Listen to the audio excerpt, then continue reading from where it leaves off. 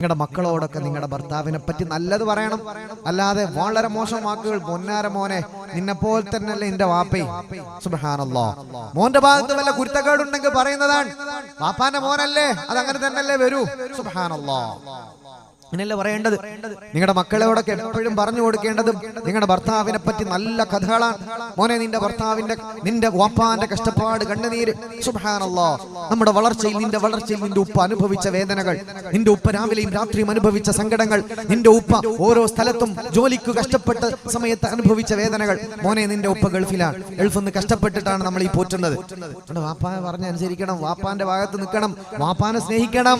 പക്ഷേ വാ തുറന്ന അവനവന്റെ മക്കളോട് പറയുന്നത് അവനവന്റെ ഭർത്താവിന്റെ തെറ്റുകളാണ്, കുറ്റങ്ങളാണോ? എവിടെയാണ് അവിടെ സന്തോഷം വരിക? എപ്പോഴാണ് ആ വീട്ടിൽ സമാധാനം വരിക?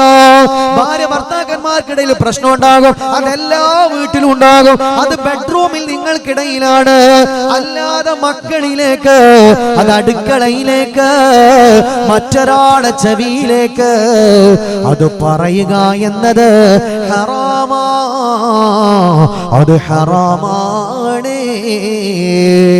ആരാണത് പറയുന്നത്? പരിശ്രേഷ്ഠരായ മുഹമ്മദ് മുസ്തഫ.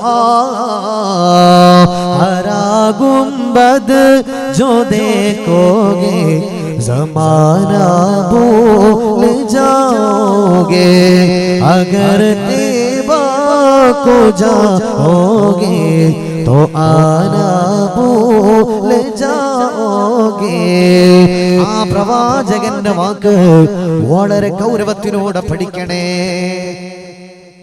നല്ല ഭാര്യ ഭർത്താവിന്റെ വിഷമങ്ങൾ, സിറ്റുവേഷൻ, പ്രതിസന്ധികൾ ഒക്കെ കണ്ടറിഞ്ഞ് സാരല്ല ഞാൻ കൂടെ ഉണ്ട്, നിങ്ങളൊന്നും പേടിക്കണ്ട. ഇങ്ങനെ പറയുന്ന ആ വാക്ക് നിസ്കാരവും നോമ്പും കഴിഞ്ഞാൽ ഏറ്റവും കൂലി അല്ലാഹു തരുന്ന വാക്കാണ്. ഉമ്മമാരെ, നശിപ്പിക്കണ്ട, ആ കൂലി നശിപ്പിക്കണ്ട. നിങ്ങളുടെ ഹസ്ബൻഡിന്റെ വേദനക്കാലത്ത് പറയുന്ന ആശ്വാസത്തിന്റെ വാക്ക് വലിയ കൂലിയുള്ള അമലാണ് എന്ന് പുണ്യനബി